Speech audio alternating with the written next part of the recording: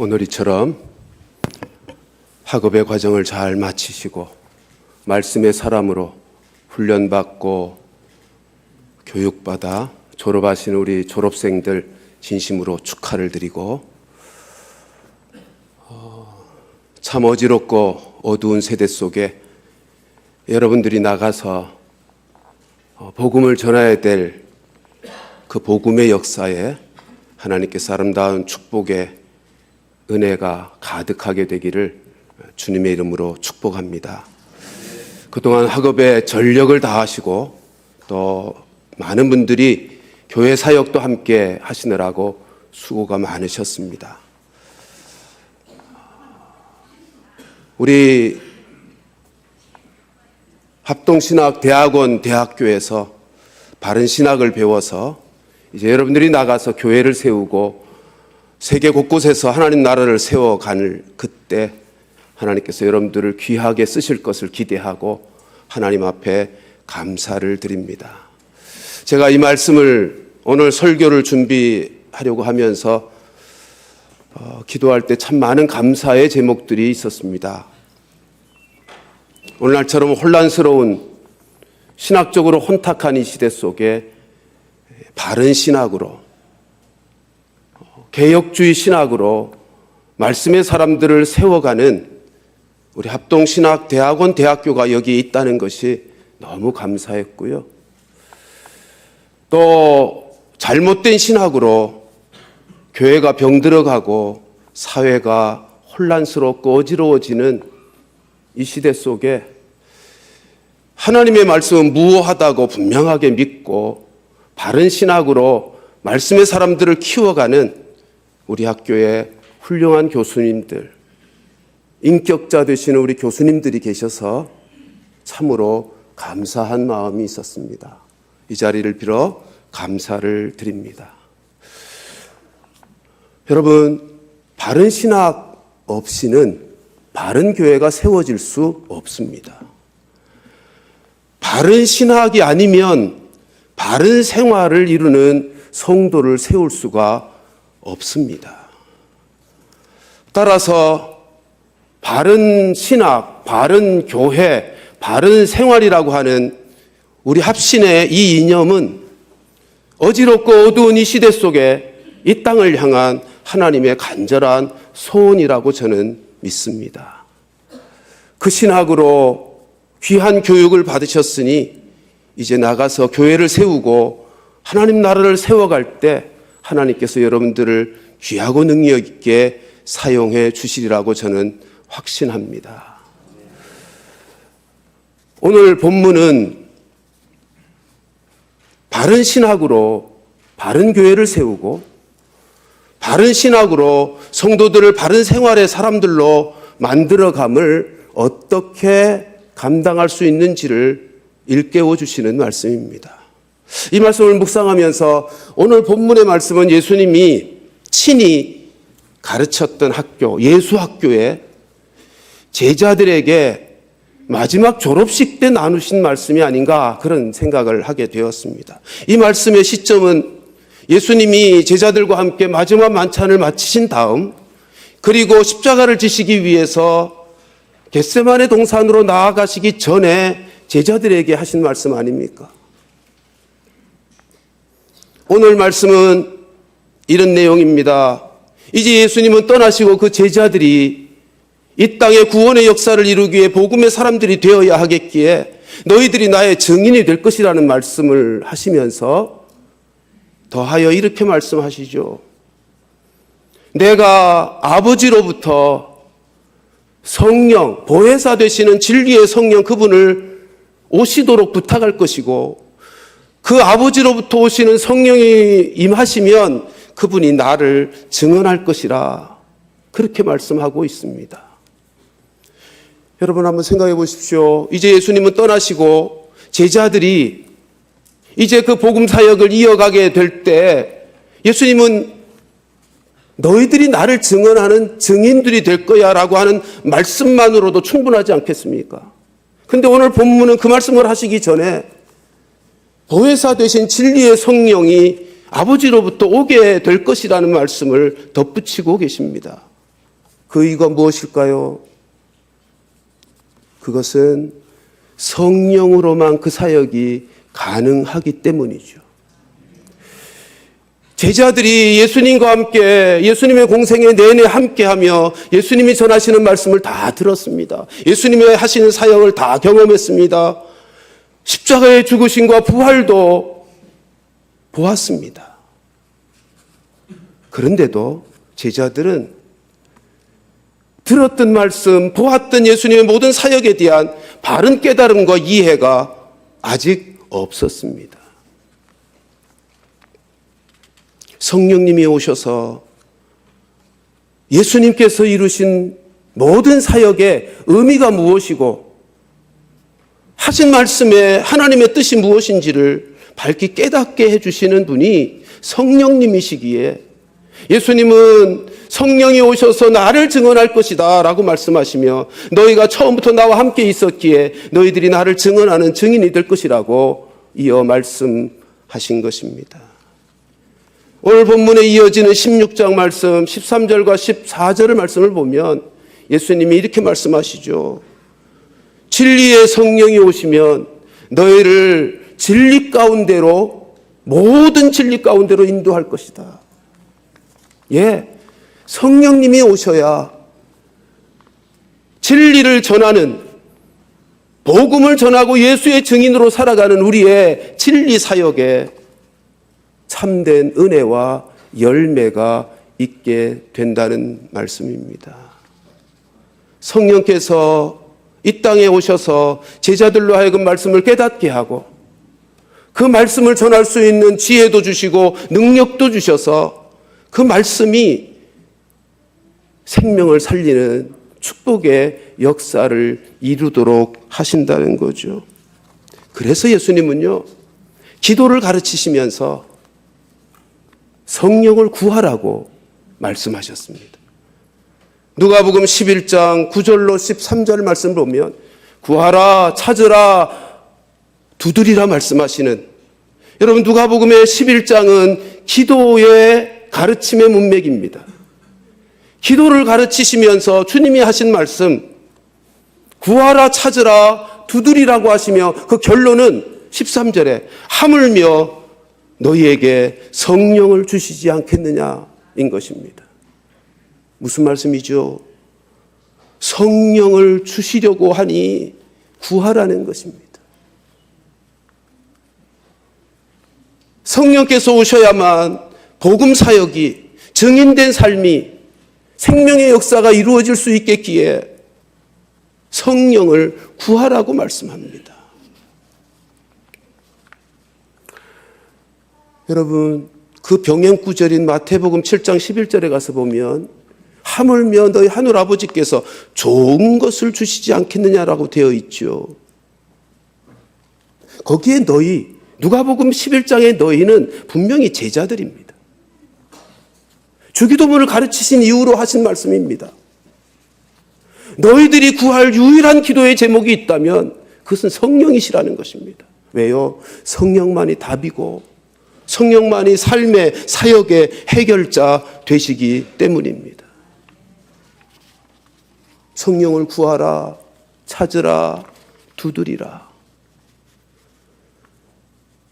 여러분, 성령님은 인격이시기 때문에 예수 믿는 순간 우리 안에 들어오셔서 내주하시지만 그분은 인격이시기 때문에 우리가 그분에게 구할 때, 그분의 도움을 요청할 때 그분을 우리 안에서 역사하시는 분이시죠. 사랑하는 종들이여, 나가서 사역하실 때 말씀 사역이 진리의 영이신 성령으로 말미암아서만 이루어질 수 있고 그로 말미암아서만 열매 맺는 생명의 역사가 있음을 기억하고 성령을 구하며 성령의 은혜와 능력을 힘입어 그 일을 감당하는 말씀의 종들이 되시기를 주님의 이름으로 축원합니다. 결코 말씀의 신학의 실력으로 되는 역사가 아니고요, 내 열심과 내 재능으로 되는 사역도 아닙니다. 성령으로만 되는 역사입니다. 그래서 예수님이 승천하시면서 사도행전 1장 8절에서 오직 성령이 너에게 임하시면 성령님 앞에 오직이라는 부사를 붙여놓으신 거예요. 그래야 증인되어지는 복된 삶을 살 수 있는 것입니다. 그런데요, 그렇게 성령 그분으로 사역을 이루려면 자기를 부인할 줄 알아야 됩니다. 아니, 내 안에 계신 성령님께 도움을 구하며 성령으로 삶을 살고 사역을 이루어 간다는 말은 다른 말로 나를 부인하는 것이죠. 그래서 예수님은 마태복음 16장 24절에서 제자들에게 나를 따라오는 자는 자기를 부인하고 여러분, 자기를 부인하지 않으면 죄된 인생들은요, 자기를 드러내게 되어 있습니다. 예수님을 드러내는 예수님의 증인이 아니라 자기를 드러내고 자기에 있는 것들을 증언하는 인생을 살게 되는 거예요. 생명의 말씀이 아니라 자기 이야기를 하게 되고요. 복음이 아니라 예수님이 아니라 자기 자신을 드러내는 사역을 하게 되는 것입니다. 성령께서 우리 안에서 우리를 통해서 일하실 때 그때만 비로소 우리는 진정한 예수님의 증인으로 복음의 역사를 생명의 열매를 맺는 귀한 사역자가 될 수 있는 것이죠. 우리가 우리 자신을 드러내지 않고 예수님만을 드러내는 사역자가 되려면 이렇게 말씀드리고 싶어요. 우리의 마음이 하나님의 마음으로 물들어야 합니다. 우리의 마음이 하나님의 마음으로 물들어야 돼요. 하나님의 마음이 우리의 마음에 물들게 하시는 분이 성령님이세요. 그럼 어떻게 해요? 성령님이 어떻게 우리로 하나님의 마음을 우리의 마음 속에 물들게 할까요? 성령님은 말씀의 영이시거든요. 말씀을 통해서 역사하시는 분이시고 성령님은 또한 기도를 통해서 역사하시는 기도의 영이십니다. 따라서 말씀과 기도에 깨어 살아갈 그때 성령님은 우리 속에 하나님의 마음을 부어 우리의 마음이 하나님의 마음이 되게 하는 것이죠. 여러분, 누군가를 사랑할 때 억지로 사랑하라고 해서 사랑할 수 있는 것 아니잖아요. 그러나 상대방의 마음이 내 마음에 물들면 저절로 사랑하게 되고요. 저절로 그의 말에 귀를 기울이고 그 말을 따르고 그를 따르게 되어 있습니다. 하나님을 사랑하는 것도 마찬가지요. 하나님을 따르고 하나님의 말씀을 따라 그리고 하나님을 위하여 살아가는 복음의 삶을 사는 것도 억지로나 의무감으로 되는 것 아니잖아요. 하나님의 마음이 내 마음에 부음바 되어 하나님의 마음에 물들어 있을 그때 비로소 우리는 하나님을 사랑하게 되고 그리고 하나님의 사역을 내 삶 전부를 드려도 아깝지 않게 기쁨으로 즐거움으로 그 사역을 감당하게 되는 것입니다. 그것이 어떻게 이루어진다고요? 매일매일 일상 속에 말씀 생활, 기도 생활, 깨어서 말씀과 기도로 주님을 만나고 성령이 내 안에서 살아 역사하게 되어질 그때 하나님의 마음이 우리에게 부음바 되어 하나님의 마음을 물든 하나님의 사람들로 복음의 사역을 이루어가게 될 것입니다. 그렇게 되면요, 아무리 힘들고 어려운 상황을 만나도 하나님 사랑 놓치지 않게 되고요, 사역에 있어서 힘과 소망을 잃어버리지 않게 될 것입니다. 사역하다 보면 여러 가지 이유로 기쁨도 평안도 잃어버릴 때가 많아요. 열정도, 사역에 대한 소망도 잃어버릴 때가, 그래서 탈진할 때가 자주 있습니다. 그러면 어떻게 다시 복음에 대한 소망을 품고 그 열정을 다시 살려낼 수 있겠습니까? 어디 가서 누구로부터 회복의 은혜가 임할 수 있겠습니까? 두말할 것 없이 우리를 부르시고 우리를 보내신 하나님에게서 아니겠습니까? 하나님에게서. 그래서 로마서 15장 13절 말씀엔 하나님을 소망의 하나님이라고 말씀합니다. 우리 로마서 15장 13절 말씀 같이 한번 읽어볼 수 있을까요? 말씀 띄울 거 준비를 오늘 좀 부탁했는데 하나도 뜨질 않는데 제가 한번 읽어드리겠습니다. 소망의 하나님이 모든 기쁨과 평강을 믿음 안에서, 따라 하십시다. 지금부터는 너희에게 충만하게 하사 성령의 능력으로 소망이 넘치게 하시기를 원하노라. 아멘. 우리 하나님이요 소망의 하나님이시고 성령의 능력으로 소망을 넘치게 해주시는 하나님이시라고 말씀합니다. 그런데 언제, 어떻게 해요? 우리가 성령을 구할 때요.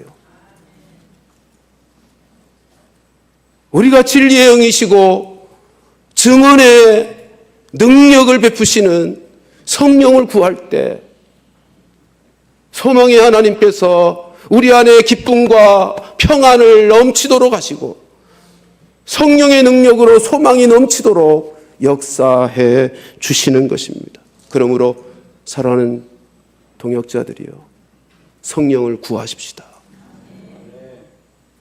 성령을 구하고 찾고 두드리고. 아니야, 인격자시라면 한 번만 말씀하셔도 될 걸 뭐 3번씩이나 강조하고 또 반복하셨을까? 예. 성령을 주시고 싶지 않아서, 성령의 은혜를 베푸시고 싶지 않아서 하나님 편에 그런 마음이 있어서가 아니라 우리의 영적 상태 때문이죠. 우리는요, 구하는 것만으로도 하나님의 임재를 느끼지 못하는 무감각한 심령의 상태일 때가 훨씬 더 많지 않습니까? 구하고 찾고 두드려서 하나님의 임재를 느낄 때까지 하나님께 성령을 구하라는 것입니다. 말씀 한 곳만 더 보겠습니다. 에베소서 6장 7절 하반절에 가서 보면 하나님의 말씀은 성령의 검이라고 하시는 말씀이 있습니다.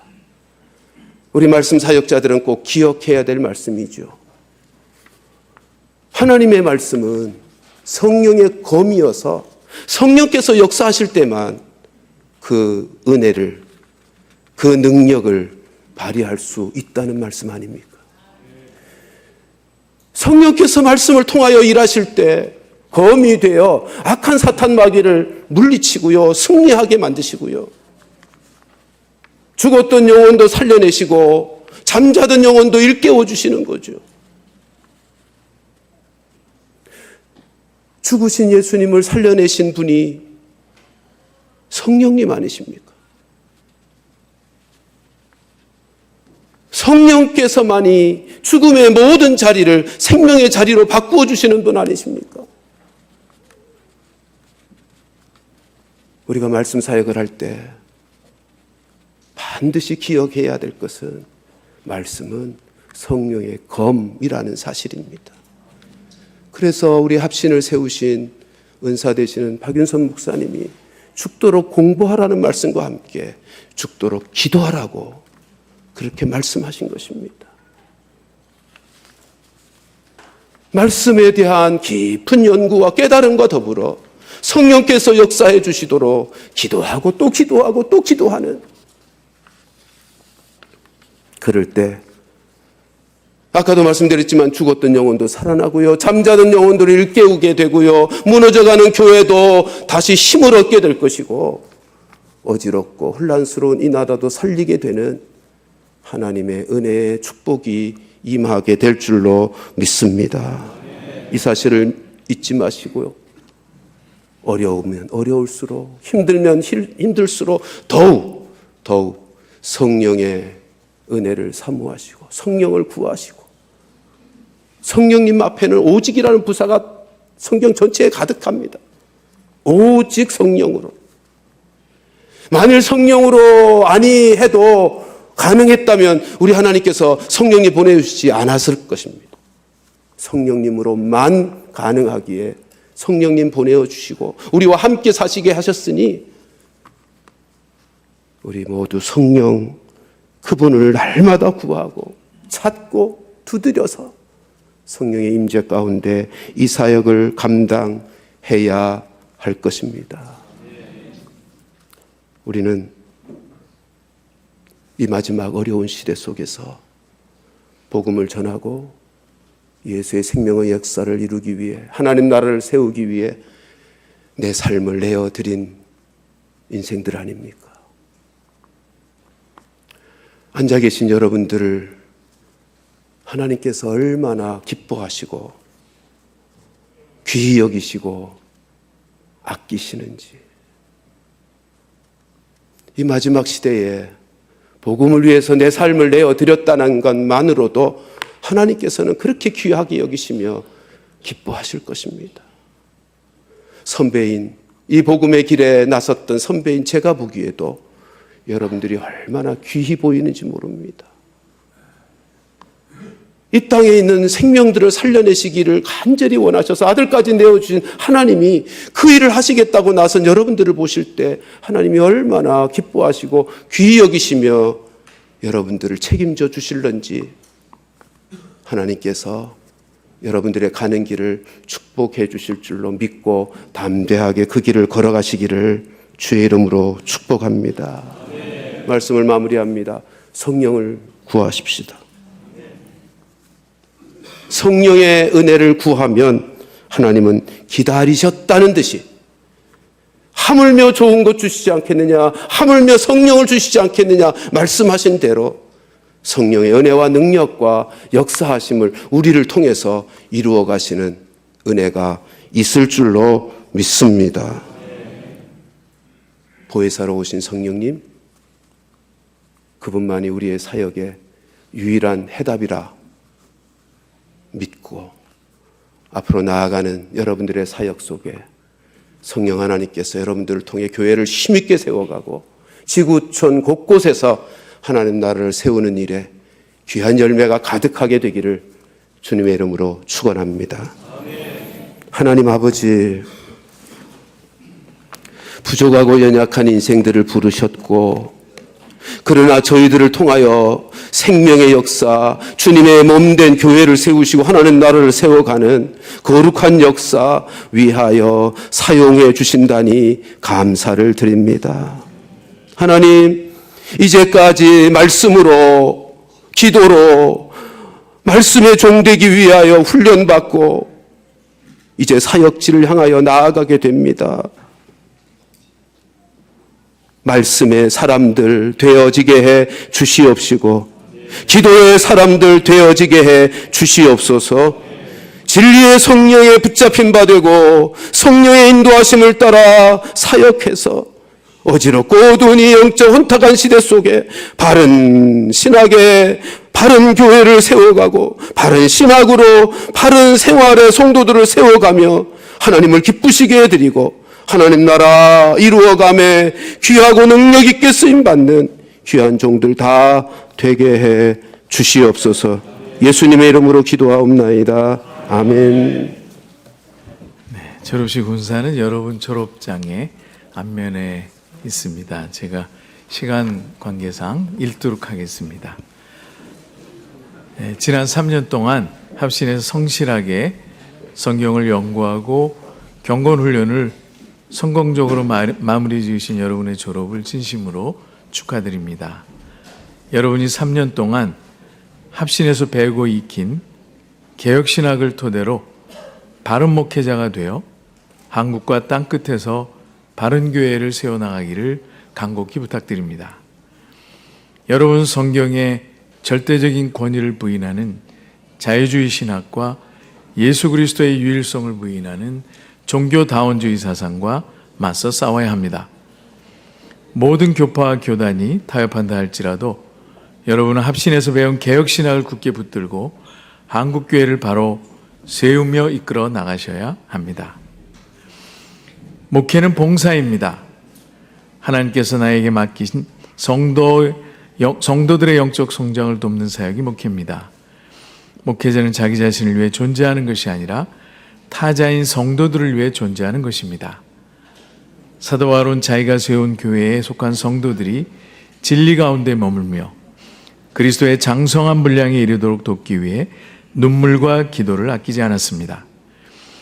자신이 인정받고 안정된 삶을 영위하기 위해 성도들을 이용한 것이 아니라 성도들의 영적 성장을 돕기 위해 스스로 이용당한 것입니다.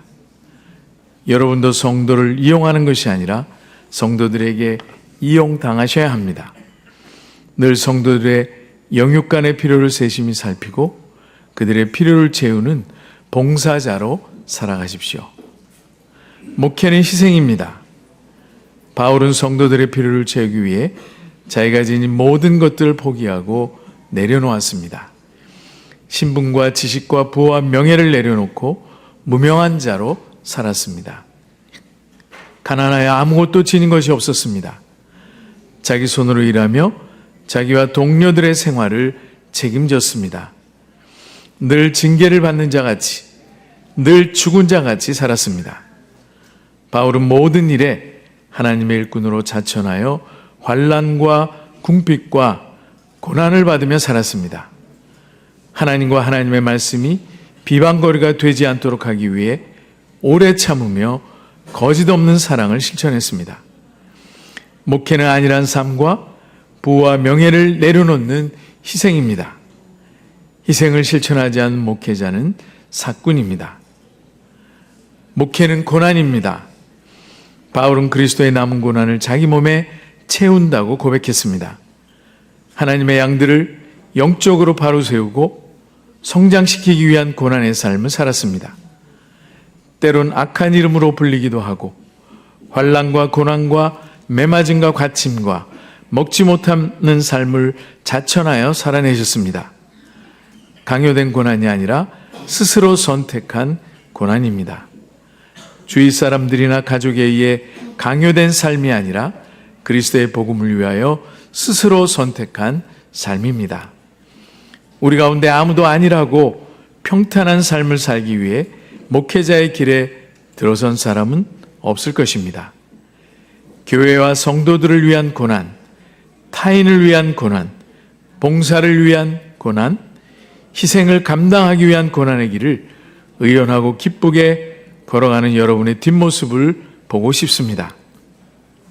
미래의 여러분 앞에 펼쳐질 목회 현장이 녹록지 않아 보입니다.